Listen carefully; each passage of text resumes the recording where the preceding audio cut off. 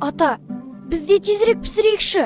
Неге біз қамырды ұзақ илейміз? Әр азамат өз ісінде адал болуы керек, балам. Нанды тез пісіргенмен дәмділік пен сапаны жоғалтасың. Бұл халыққа деген адалдығымыздың өлшемі. Балам, нан тек ұн мен судан тұрмайды. Ол сенің адал еңбегің, уақытың және жүрегіңнің жылуы. Сонда ғана нанның дәмі бөлек болады, балам. Атаның айтқаны рас екен.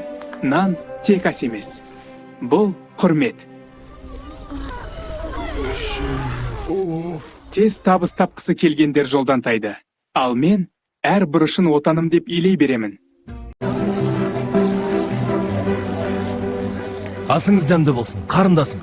Құрметті жерлестер, біз бүгін адал еңбекпен нан пісіріп, қаламыздың мерейін өсіріп жүрген осы екі жанға алғыс айтуға жиналдық. Әділ ата, Нұрлан, еңбектеріңіз үшін шын жүректен рахмет.